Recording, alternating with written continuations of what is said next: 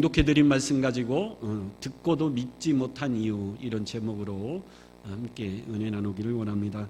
오늘 마가복음 강해를 이제 끝내려고 합니다. 예수님이 고난당하시고 부활하시고 죽으시는 말씀은 많이 건너뛰었죠. 고난주간이나 부활주일에 설교할 내용들이기 때문에 목사님들이 설교하는데 가장 힘든 설교가 절기설교다 그러죠. 부활주일, 추수감사주일, 이 절기설교가 성경 본문은 한정되어 있는데 반드시 해야 되고 1, 2년 하는 것도 아니고 평생 해야 되는 절기설교이기 때문에 절기설교가 제일 힘든다, 그런 말씀들을 많이 하십니다. 그래서 고난당하시고 죽으시고 부활하신 이 말씀들을 많이 건넜던 이유는 아껴두었다가 고난주간 부활주일 때 하려고 많이 건너뛰었고, 오늘 58번째, 그러니까 1년이 좀 더 지난 시간 동안 우리가 마가복음을 가지고 많은 은혜를 받아왔는데, 오늘 시간 마지막 절 말씀이죠. 듣고도 믿지 못한 이유, 이런 제목으로 함께 은혜 나누기를 원합니다. 오늘 봉독한 9절에서 20절 말씀을 보면 9절 앞에 보면 작은 글씨로 2라는 작은 글씨가 써 있습니다. 이걸 성경의 풋노트라 그럽니다. 그리고 맨 밑에 보면 그 2번에 대한 설명이 각주처럼 되어 있습니다.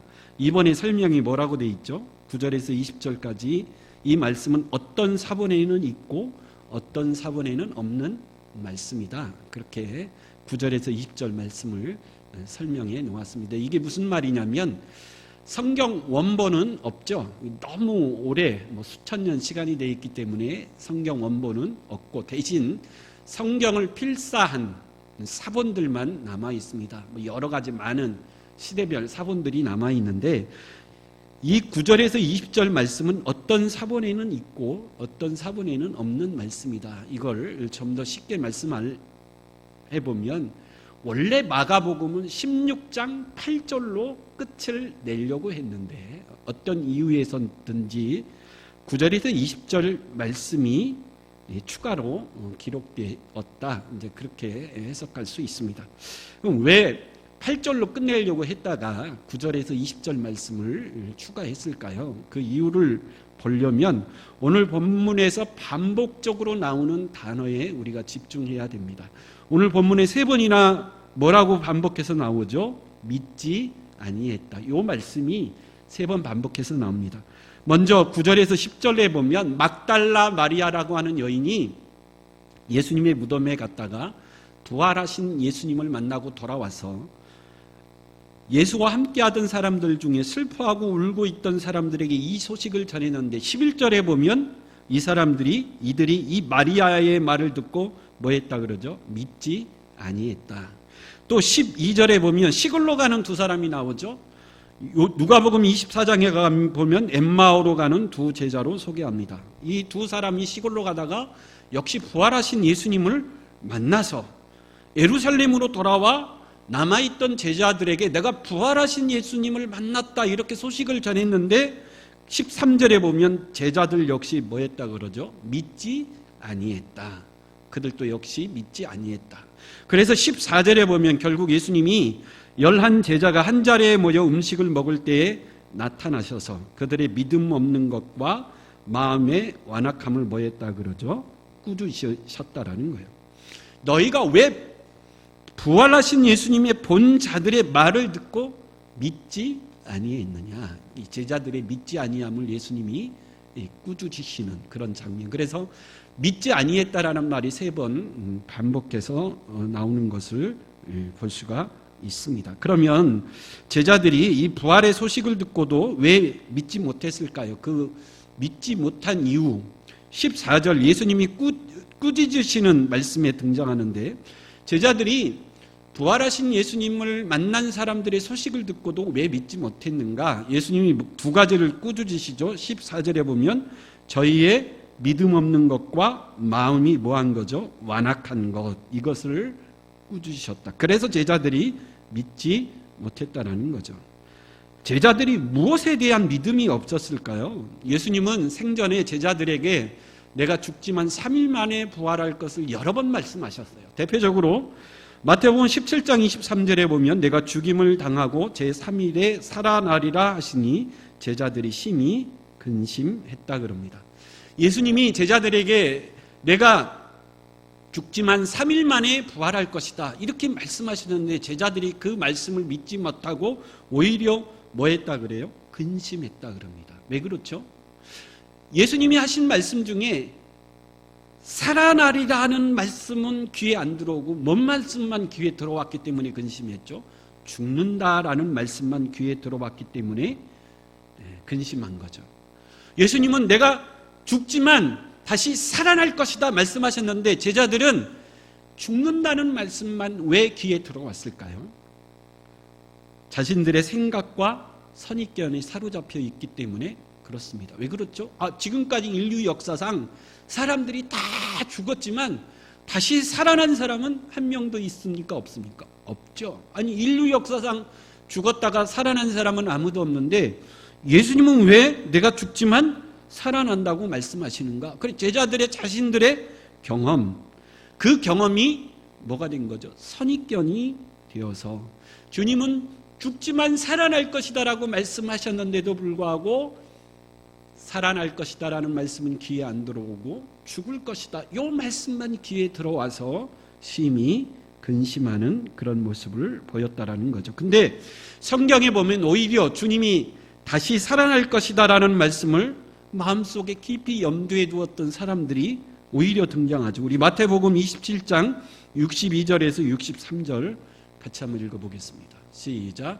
그 이튿날은 준비일 다음 날이라 대제사장들과 바리새인들이 함께 빌라도에게 모여 이르되 주여 저 속이던 자가 살아있을 때 말하되 내가 사흘 후에 다시 살아나리라 한 것을 우리가 기억하노라. 예수님을 십자가에 못 박아 죽인 대제사장 바리새인들은 오히려 예수님이 하신 말씀 내가 죽지만 3일 만에 다시 살아날 것이다 이 말씀을 더 마음속에 뭐하고 있었죠?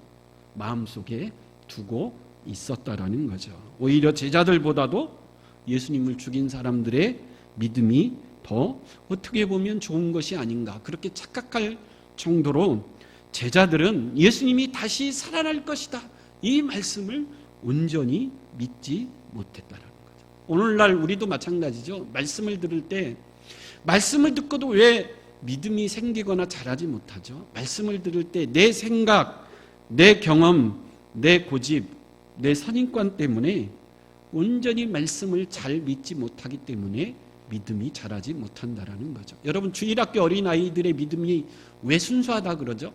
주일학교 어린아이들에게는 아직 뭐가 없죠? 선입관이 없고 자기 고집이 없기 때문에 아이들은 이 말씀 그대로 순수하게 받아들이기 때문에 주일학교 아이들의 믿음이 어떻게 보면 어른들의 믿음보다 더 뭐하다 그러죠? 순수할 수 있다라는 거예요. 어른들은 인생을 살면서 세상에 많은 때가 묻어 있기 때문에 그게 내 고집이 돼버리고 내 선입관이 돼버려서 하나님의 말씀이 선포되어져도 그 말씀을 온전히 순수하게 받아들이지 못하는 그런 안타까운 모습이 있다라는 거죠. 여러분 하나님의 말씀을 들을 때 순수하게 온전히 그 말씀을 들을 수 있는 저와 여러분 될 수 있길 간절히 축원합니다. 두 번째 마음이 완악해서 그랬다 그럽니다. 완악하다라는 것은 교만에서 나오는 마음이고 무지와 불신에서 나오는 마음입니다. 대표적으로 예수님의 고향 나사렛 사람들에게서 볼 수가 있죠. 마태복음 13장 54절에 보면 예수님이 고향 나사렛 회당에 가서 말씀을 가르치시니 고향 사람들이 다 듣고 놀랬다 그래요. 예수님은 선지자로서 메시아로서 그 지혜와 능력이 탁월하다. 깜짝 놀랬다 그래요. 근데 결과가 뭐죠? 58절에 보면 고향 사람들이 예수님을 뭐 했다 그러죠? 배척했다 그럽니다. 왜 그렇죠? 예수님의 말씀을 듣고도 깜짝 놀랐는데 왜 예수님을 배척했죠? 저 예수님은 가난한 목수 요셉의 아들이 아니냐? 저 예수는 우리와 똑같은 사람에 불과하지 않냐? 이렇게 예수님을 깔보고 무시하는 완악한 마음 때문에 그랬다는 거죠. 그래서 마음이 완악하면 믿음이 또 잘 생기지 않습니다. 여러분 오늘 우리도 마찬가지죠. 마음이 완악한 사람이 있어요. 말씀을 둘째치고 너무 하나님의 은혜를 받아서 간증하는 사람이 자신의 믿음과 체험을 간증할 때 정말 마음이 부드럽고 온유한 사람은 함께 감동받고 함께 기뻐하고 그 은혜를 함께 공유하면서 나도 저 사람처럼 하나님을 만나고 체험하고 싶다. 그런 도전 가운데 믿음이 함께 자라는데 마음이 완악한 사람, 마음이 고집이 세고 완고한 사람들, 교만한 사람들은 말을 잘 듣지 않죠. 오히려 깔보고 예수님의 고향 나사렛 사람처럼 무시하는 사람, 완악한 마음 때문에 믿음이 잘 생기지 않고 자라지 않는다라는 거죠. 그러면 제자들의 마음이 왜 이렇게 완악해서 예수님이 부활했다, 부활한 예수님을 만났다라고 소식을 전하는 사람들의 말을 듣고도 믿지 못했을까요? 제자들의 입장에서 한번 생각해 보면 부활하신 예수님이 나타난다. 제자들의 입장에서 보면 그 부활한 예수님은 누구에게 제일 먼저 나타나야 되죠? 제자들, 우리에게 예수님이 제일 먼저 나타나야 되지 않는가? 왜 그렇죠?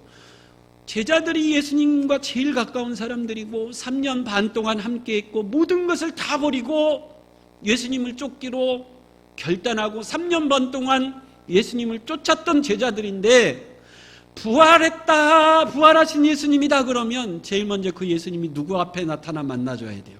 자신들 앞에 나타나줘야 되고 자신들을 만나줘야 되는데 어떻게 저 여인들, 엠마오로 가는 두 사람에게 먼저 나타날 수 있는가? 어떻게 보면 자존심이 상하고 기분이 나빴을 수도 있습니다. 여러분, 예를 들어 제가 몸이 굉장히 아프고 안 좋은데 우리 아내가 나한테 나 좀 몸이 안 좋아 이렇게 말을 듣지 않고 어느 우리 교회 권사님이 사모님한테 가서 사모님, 목사님 몸이 많이 안 좋으시대요. 그랬더니 사모니가, 우리 아내가 어디가 안 좋대요? 사모님 그거 몰랐어요? 굉장히 지금 속이 안 좋다 그러는데, 그럼 우리 아내가 얼마나 뭐 하겠어요? 기분이 나쁘고 자존심이 상하고 제가 믿겠습니까? 아니, 내가 가장 사랑하고 내가 가장 가까운 사람이면 그 소식을 내가 가장 먼저 들어야 되는데 왜 다른 사람을 통해서 3자에게 내 소식을 들어야 하는가? 굉장히 속상하겠죠. 오늘 본문에 보면 제자들이 딱 뭐하죠? 그런 심정이죠. 예수님이 죽은 지 3일 만에 부활하셨다면 그 소식을 우리가 가장 먼저 들어야 되고 접해야 되고 만나야 되는데 왜 우리 아는 다른 사람에게 우리가 이 소식을 들어야 되는가? 자존심이 상하고 기분이 나빠서 마음이 완악해졌을 수도 있습니다. 여러분, 이건 일종의 쪼크인데요. 넌센스 퀴즈입니다. 예수님이 왜 부활하셔서 여자들에게 제일 먼저 나타나셨을까요? 쪼크입니다. 왜 예수님이 부활하셔서 여자들에게 제일 먼저 나타나셨을까요? 그래야 소문이 빨리 퍼지기 때문에. 이 쪼크입니다. 쪼크. 여자들은 1시간 동안 통화하고 나머지 얘기는 만나서 다시 하자. 여인들의 입을 통해야 소문이 빨리. 실제 그렇다는 얘기가 아니고 쪼크입니다. 여러분, 왜 예수님이 그렇게 하셨을까요? 그렇게 하실 이유가 분명히 있었겠죠.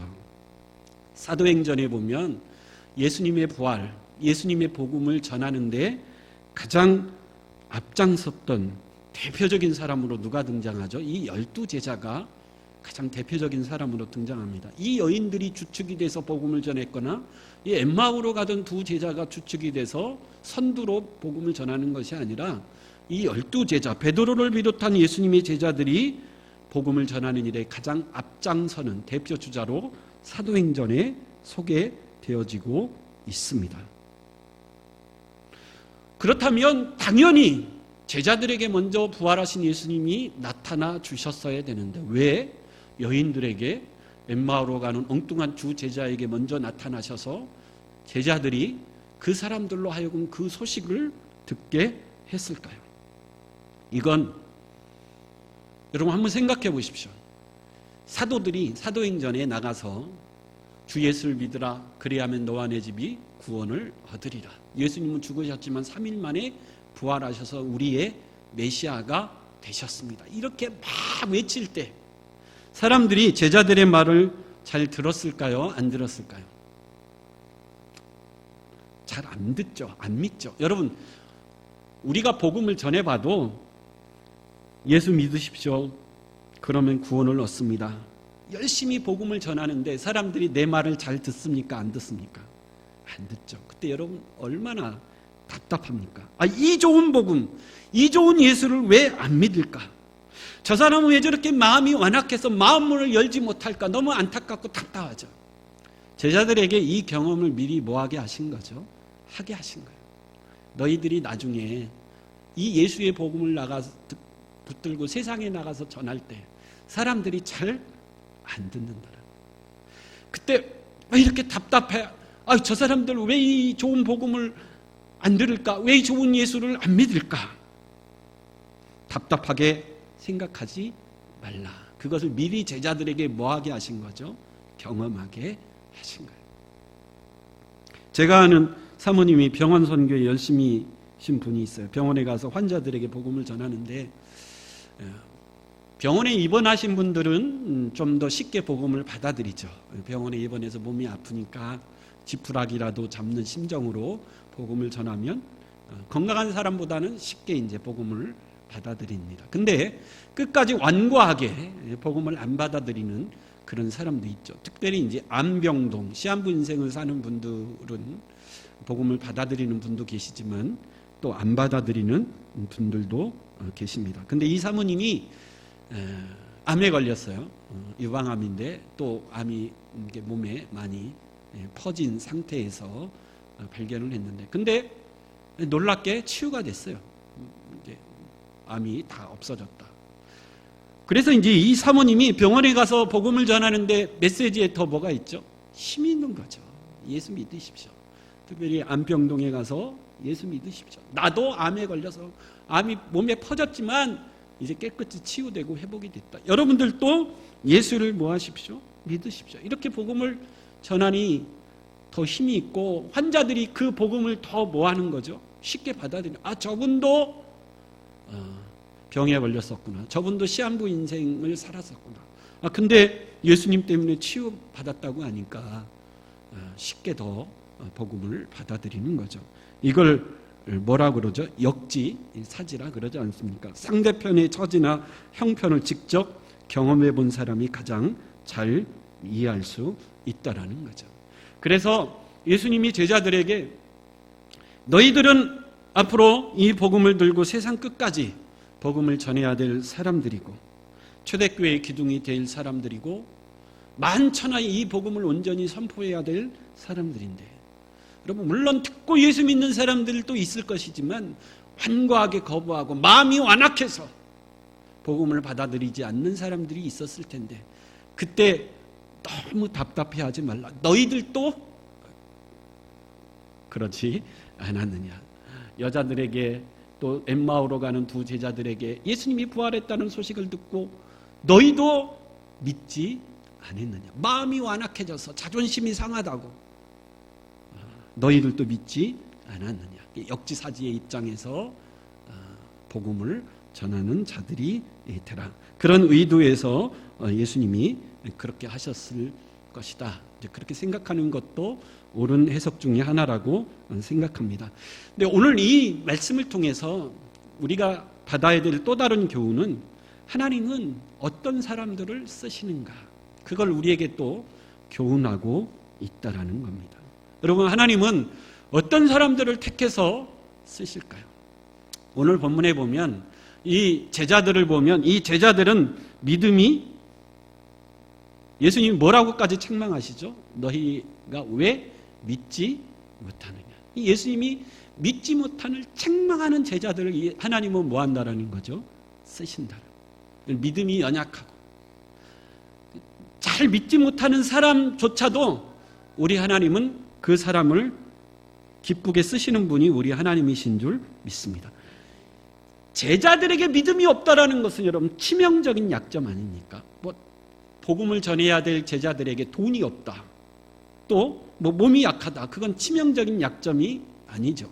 근데 믿음이 없다, 이건 그들에게 정말 치명적인 약점이 될 수 있습니다. 그러나 여러분, 우리 주님은 그런 사람을 기꺼이 즐겨 쓰시는 분이 우리 주님이신 줄 믿습니다. 오늘 본문에 보면 14절에 너희에게 왜 믿음이 없느냐, 왜 믿지 못했느냐 꾸짖으신 다음에 15절에 이어서 예수님이 뭐라고 말씀하시죠? 15절 한번 읽어보겠습니다. 15절 시작. 또 이르시되 너희는 온 천하에 다니며 만민에게 복음을. 여러분 좀 이상하지 않습니까? 14절에 예수님이 꾸짖으셨어요. 왜 믿지 못하느냐, 이 마음이 완악한 제자들아, 믿음 없음을 꾸짖으셨는데 15절에 바로 뭐라고 그래요? 너희는 온 천하에 가서 뭐해라? 이 복음을 전하라. 여러분 이 상황이 이해가 되십니까?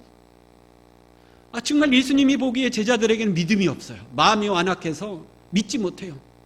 그때 꾸짖으셨어요. 그 다음에 바로 15절에 온 천하에, 마태복음에 보면 세상 끝까지 이 복음을 전하라. 그렇게 제자들에게 사명을 주시고 있다는 거죠. 엄청난 사명 아닙니까? 아니, 내 가족, 나하고 가까운 몇 사람에게 복음을 전해라 그러면 믿음이 연약하고 없어도 그건 뭐 어떻게 해볼 수 있겠는데, 이건 너무나 어마어마한 거 아닙니까? 온 천하, 세상 모든 사람들에게 이 복음을 전하라. 근데 그 대상인 제자들에게는 뭐가 없어요? 믿음이 없는 사람들에게 주님이 그렇게 말씀하고 계시더라. 여기에서 여러분 굉장히 중요한 영적 원리를 발견하는데, 우리 주님은 어떤 사람을 쓰시기를 기뻐하신다고요? 제가 제일 좋아하는 고린도전서 1장 27절 29절 같이 한번 읽어보겠습니다. 시작. 그러나 하나님께서 세상에 미련한 것들을 택하사 지혜 있는 자들을 부끄럽게 하려 하시고 세상에 약한 것들을 택하사 강한 것들을 부끄럽게 하려 하시며 하나님께서 세상에 천한 것들과 멸시받는 것들과 없는 것들을 택하사 있는 것들을 폐하려 하시나니 이는 아무 육체도 하나님 앞에서 자랑하지 못하게 하려 하심이라. 아멘. 제가 제일 좋아하는 성경 구절이에요. 하나님은 누구를 쓰시기를 기뻐하신다고요? 미련한 사람들, 약한 사람들, 천한 사람들, 멸시받는 사람들을 부르셔서 하나님 나라의 복음을 전하는 엄청난 사명을 그들에게 뭐하기를 원하신다고요? 맡기기를 원하신다라는 거죠. 그래서 여러분 주가 주시는 사명은 특정한 사람들에게, 특정한 사람들만 할 수 있는 일이 아니라는 거죠. 이 말을 뒤집어서 보면 어떻게 또 받아들일 수 있죠? 주님이 우리에게 사명을 주실 때 하나님 나는 믿은 지가 얼마 안 됐어요. 나는 믿음이 없습니다. 나는 약해요. 그래서 주의 일을 감당하기에 아직 때가 일렀습니다. 핑계 삼아 숨거나 주님의 부르심에 거절하지 말라는 거죠. 여러분 제자들은 믿음이 없다고 주님에게 꾸짖음, 책망을 받았음에도 불구하고 세상 끝까지 이 복음을 전하라고 하는 엄청난 사명을 받았다. 그래서 여러분 내가 아무리 약하고 부족할지라도 하나님이 부르시면, 하나님이 사명을 주신다면 아멘하며 순종할 수 있는 저와 여러분 될 수 있길 간절히 축원합니다. 제자들이 주님에게 꾸중을 받았는데 세상 끝까지 가서 복음을 전해라 그랬을 때 결과가 어땠어요? 20절 한번 읽어보겠습니다. 20절 시작. 제자들이 나가 두루 전파할새 주께서 함께 역사하사 그 따르는 표적으로 말씀을 확실히 증언하시니라. 제자들이 순종하여 나아갔더니 엄청난 복음의 열매가 뭐였다라는 거죠? 맺혔다. 그렇게 20절을 결론 짓고 있습니다. 두루 나가 전파할새. 엄청난 복음의 열매들이 맺혀졌다라는 거죠. 근데 여러분 이게 어떻게 가능할까요? 우리 20절 말씀 그 비결이 있는데 같이 읽고 20절 다시 읽어보겠습니다. 16절 20절 시작. 제자들이 나가 두루 전파할새 주께서 함께 20절의 핵심 단어가 뭐죠? 제자들이 나가 순종하여 복음을 전할 때 주께서 그들과 뭐 했다라는 거죠? 함께하며 역사하셨기 때문에 가능한 일이었다라는 거죠.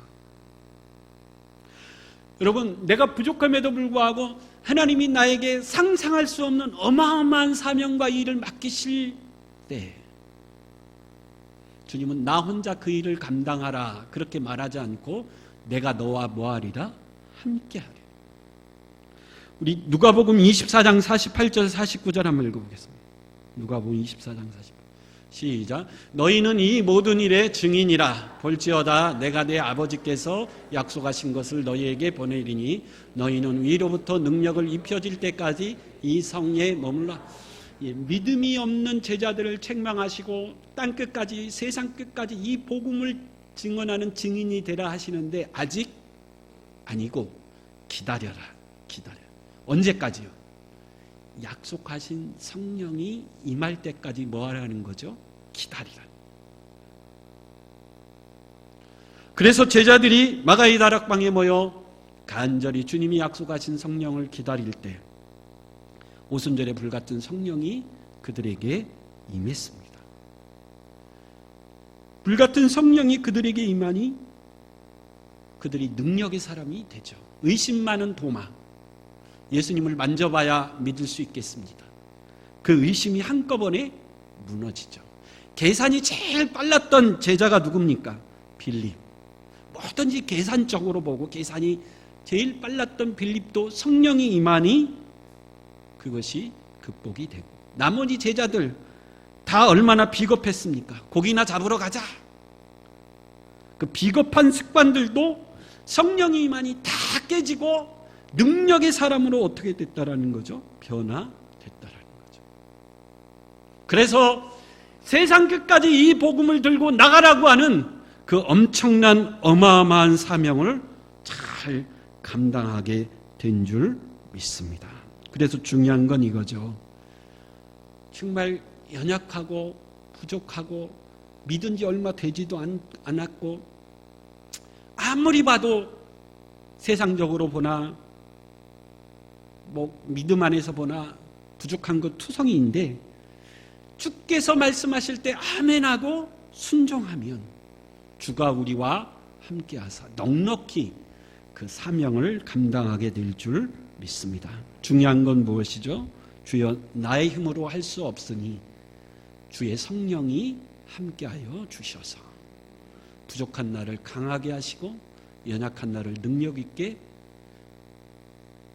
나로 하여금 이 어마어마한 사명 앞에 아멘하며 순종했지만 이 사명을 잘 감당할 수 있도록 나를 도와주시옵소서. 그런 하나님의 사람으로 쓰임받을 수 있는 저와 여러분들이 될 수 있길 간절히 축원합니다. 결론인데 마가복음 1장 1절은 하나님의 아들 예수 그리스도의 복음의 시작이라. 마가복음은 하나님의 아들 예수 그리스도의 복음이 어떤 복음인지를 설명하기 위해서 기록된 말씀이라는 거죠. 그래서 마가복음을 읽고 묵상하다 보면 하나님의 아들, 우리의 구세주 되신 메시아를 만날 수 있고 그 메시아 앞에 베드로처럼 주는 그리스도시요 살아계신 하나님의 아들이라 엄청난 위대한 믿음의 고백을 할 수 있게 될 줄 믿습니다. 근데 마가복음이 우리에게 결론 짓는 것은 무엇이죠? 그렇게 예수를 만나서 주는 그리스도시요 살아계신 하나님의 아들이라 고백하며 구원받는 것으로 끝나지 말고 결론이 무엇입니까? 그 복음 들고 세상 끝까지 뭐 하라는 거죠? 가라는 겁니다. 이게 마가복음의 최종 결론입니다. 여러분 복음 들고 나가다 보면 답답할 수도 있고 여러분 내 힘으로 감당하기에 너무 벅찬 그런 두려움을 느낄 때도 있겠지만 그러나 그때마다 주께서 성령으로 너와 함께 하심을 뭐하라는 거죠? 확신하며 그 성령을 의지하면서 이 복음, 이 놀라운 복음, 나를 구원한 이 복음을 들고 아직 예수를 믿지 못하는 많은 세상 사람들을 향하여 담대하게 나아가서 이 복음을 외칠 수 있는 저와 여러분들의 생이 될 수 있기를 간절히 축원합니다. 아멘.